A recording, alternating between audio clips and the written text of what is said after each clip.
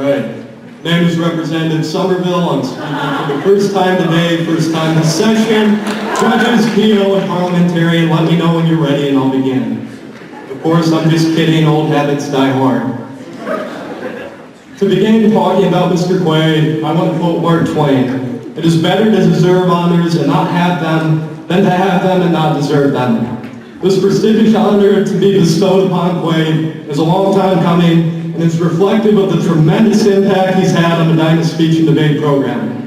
He has long deserved to be among the ranks of those who sit on the stage behind me, and I'm beyond happy to see him recognized today. I remember very vividly my first encounter with Quade. Toward that latter half of my first day of high school, I approached room 1122, which would come to be a second home for me, though at the time I had no idea the impact walking into that room would have on my life. I was greeted by a bespectacled and less than jovial man of less than average stature who had a less than full head of hair and a deep voice. In the reflection, either of his shining scalp or glasses, stood an afraid, reserved, and introverted teenager with blemishes and braces who had little understanding of critical thinking, public speaking, and empathy, among other things. One of the first things he mentioned in that intro to debate class was the concept of integrity, which is how you conduct yourself following strong moral and ethical values. Quade asserted to the class that while almost everything can be taken away from you in your life by someone else, what can never be taken away from you by anyone is how you choose to act. He made it clear that for whatever actions you take, they are yours alone to take and are of value and merit when they are done because they are the right thing to do. I remember the first assignment Quade gave to that class, which was a 1 to 2 minute speech telling the class about yourself.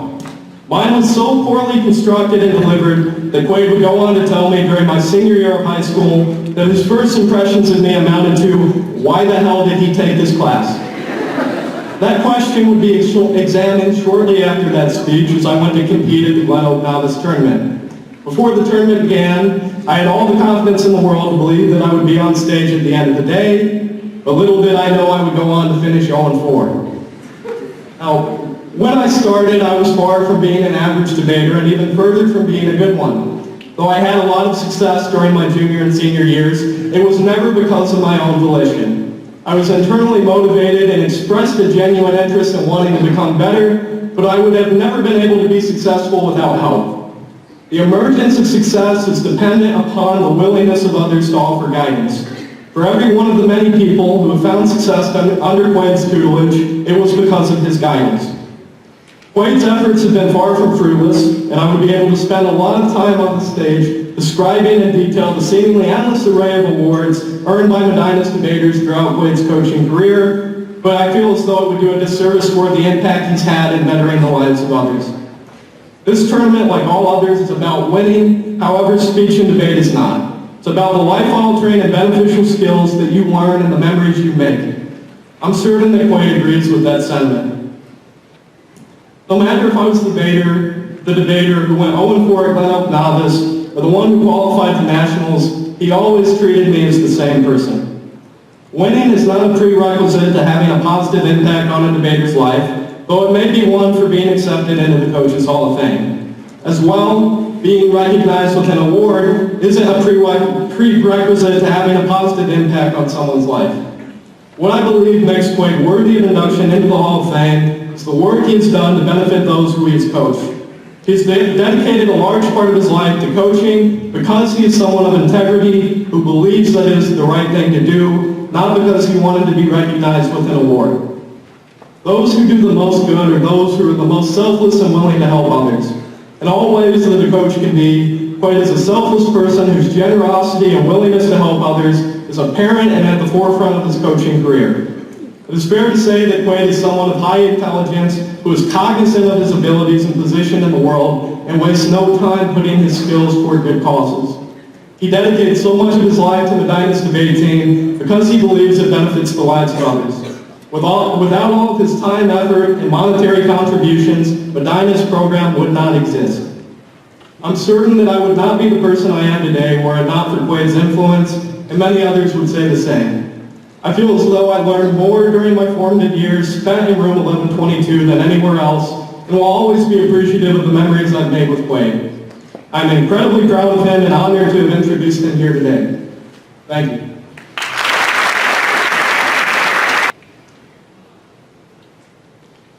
I'm overwhelmed by this reception and truly moved by that wonderful, if overstated, introduction by Mr. Somerville.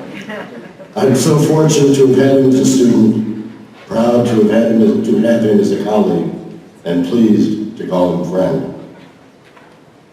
How many of you are familiar with the concept of stream of consciousness? Good. Is that either one idea? Okay. How many of you are familiar with the phrase, up the creek without a paddle? Okay, now for the next 15 minutes or so, there's a pretty good chance that those two phrases are going to bump into each other. I would like to begin with a few brief thank yous.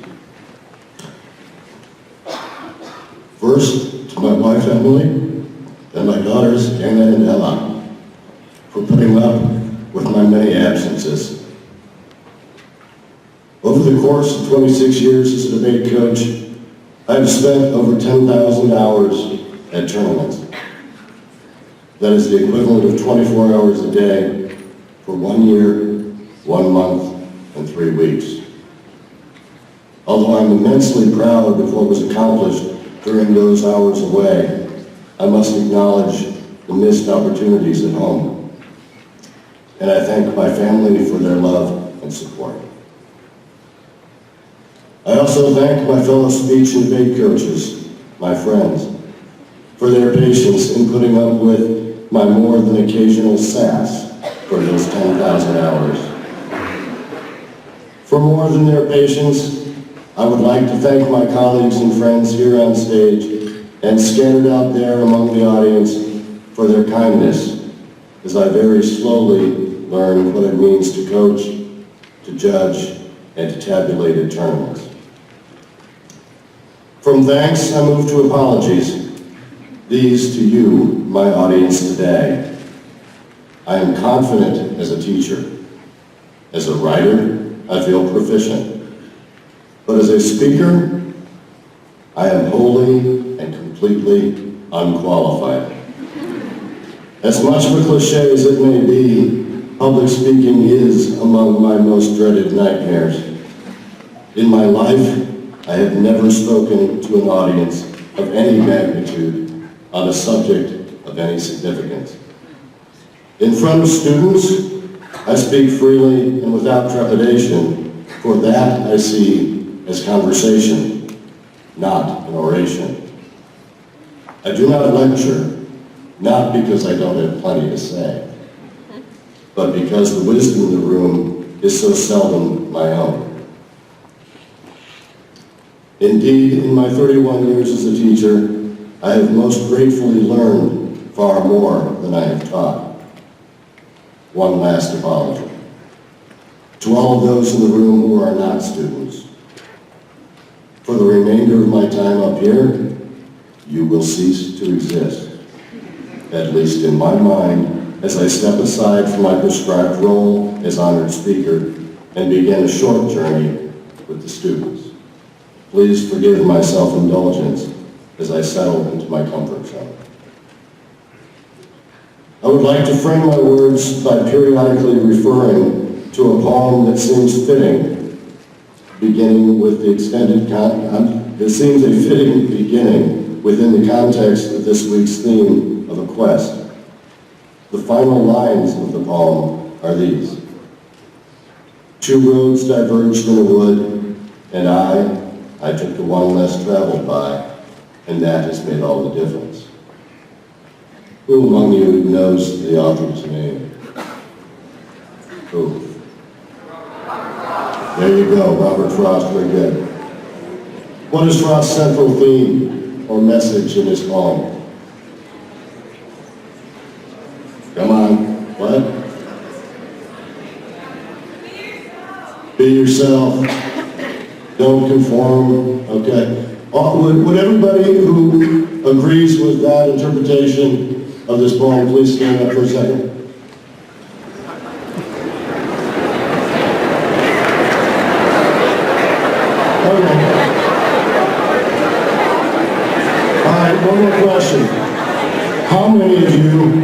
know what irony is.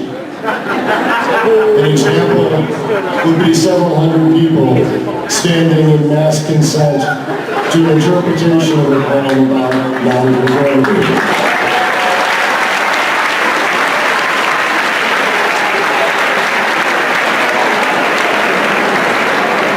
Here's an additional irony.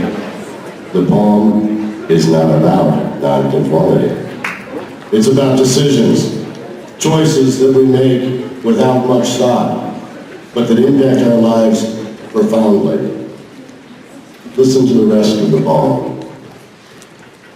Two roads diverged in a yellow wood, and sorry I could not travel both and be one traveler. Long I stood and looked down one as far as I could to where it bent in the undergrowth.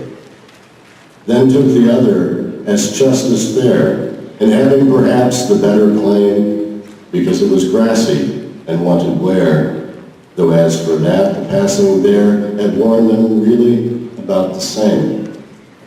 And both that morning equally lay in leaves no step had trodden back, black.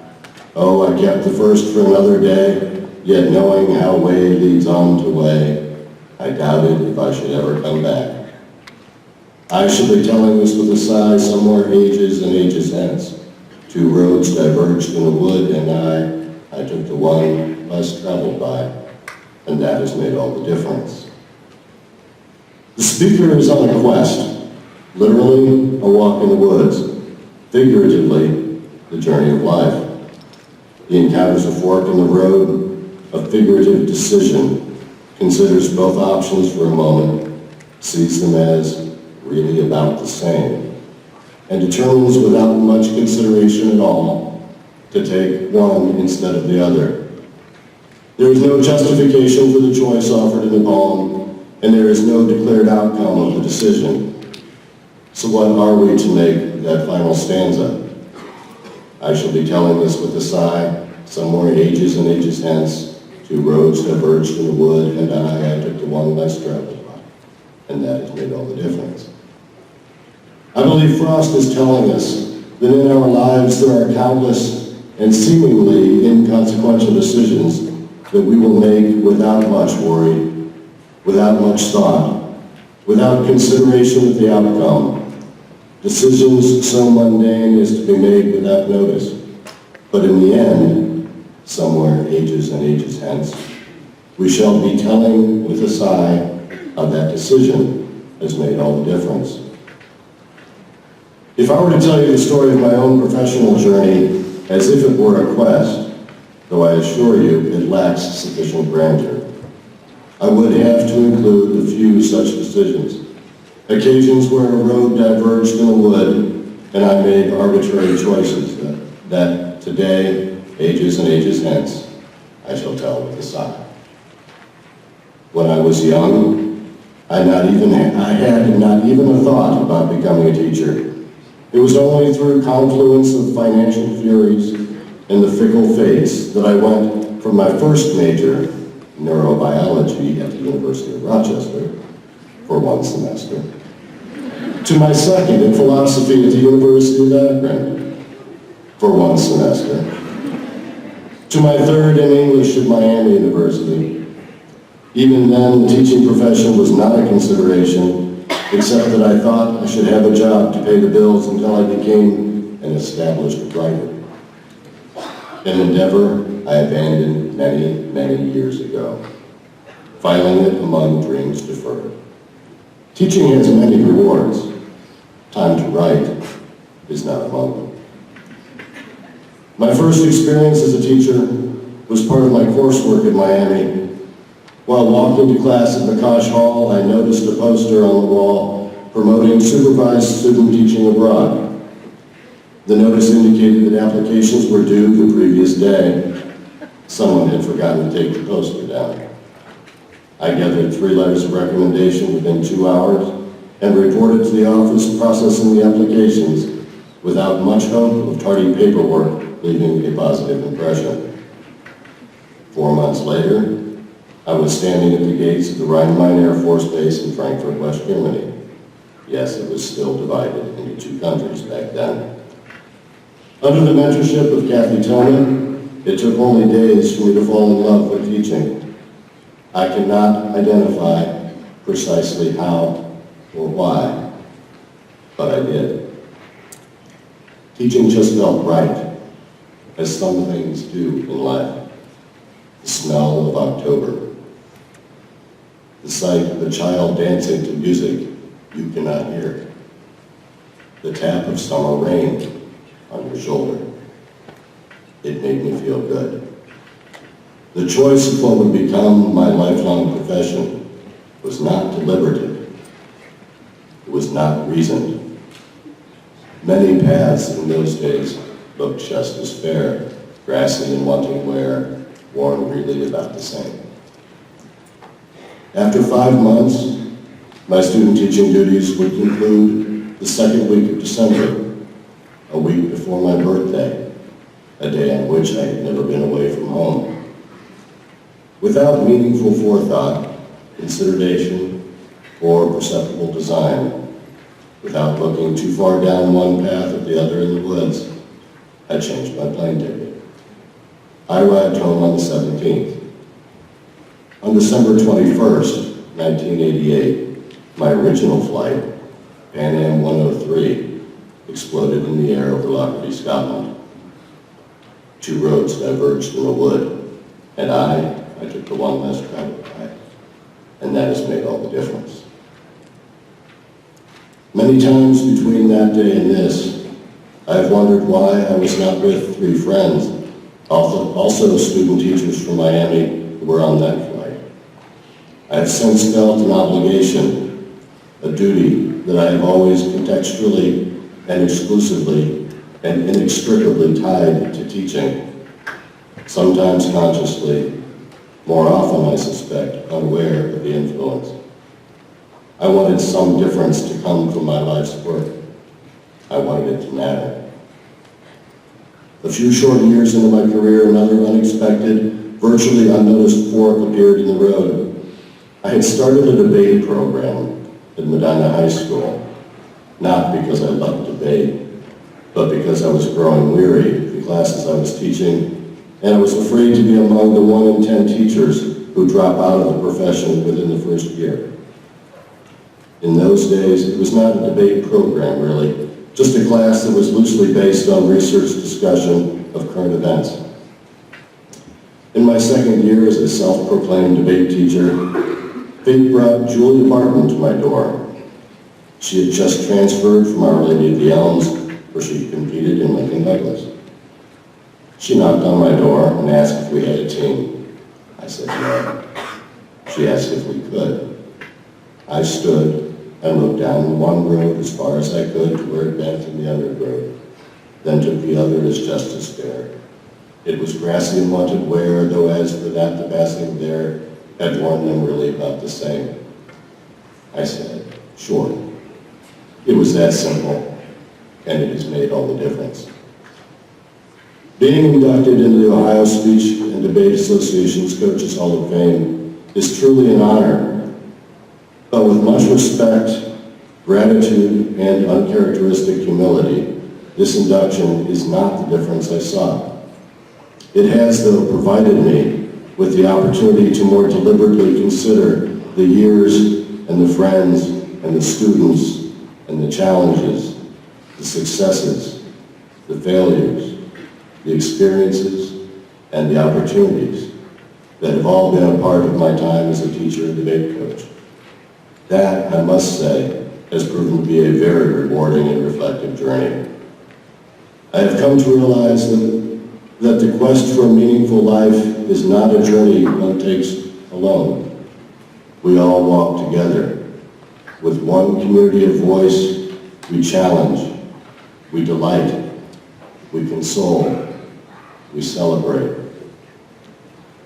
With all the competitors in dual interpretation, in dramatic interpretation, in humorous interpretation, in declamation, and in program oral interpretation, please stand.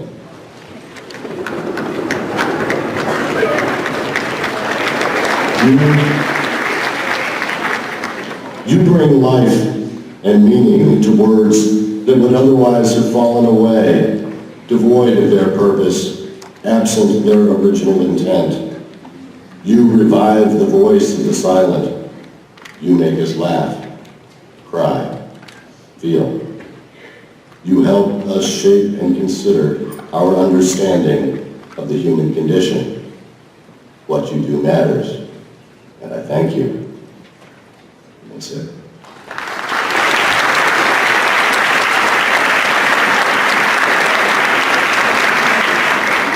Would all of the competitors in informative speaking, in extemporaneous speaking, and original oratory please stand?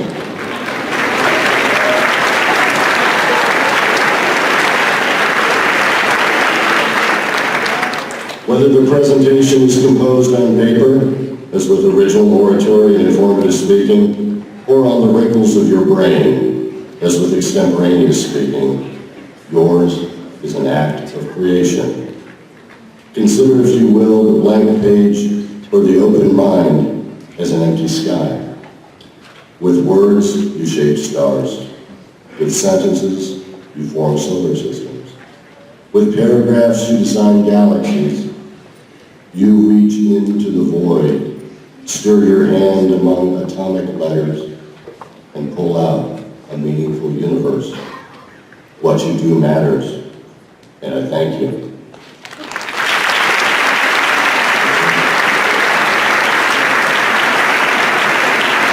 Will all of the debaters please stand?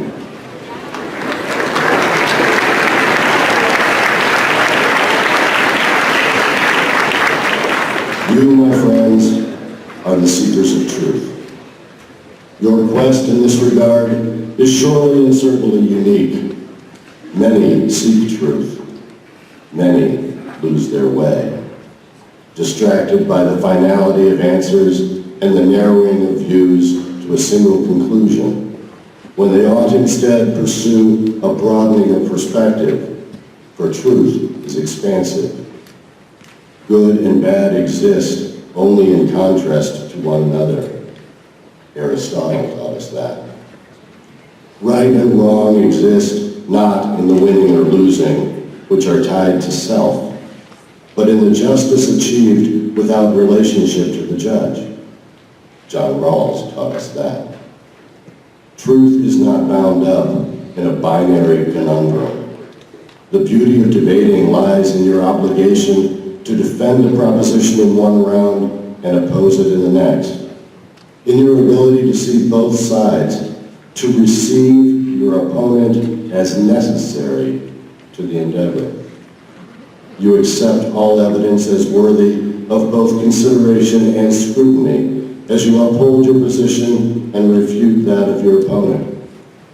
To listen and think before you speak. At its best, debate augments understanding, broadens comprehension. Regarding eternally elusive truth, the ultimate value is in the seeking, not in the finding. What you do matters, and I thank you.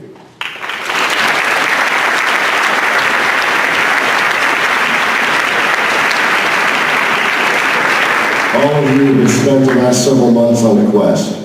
For many, that quest was meticulously mapped and carefully charted with this venue as the destination. This weekend is not the destination. This weekend is the woods, and the roads you travel will diverge many times. You will choose some roads, and some roads will be chosen for you. Each road on which you find yourself has value. Your quest has not ended. It has only begun. Fear not, and do not hesitate in your march forward.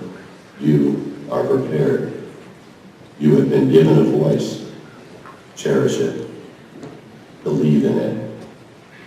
Use it. Use it beyond today and tomorrow.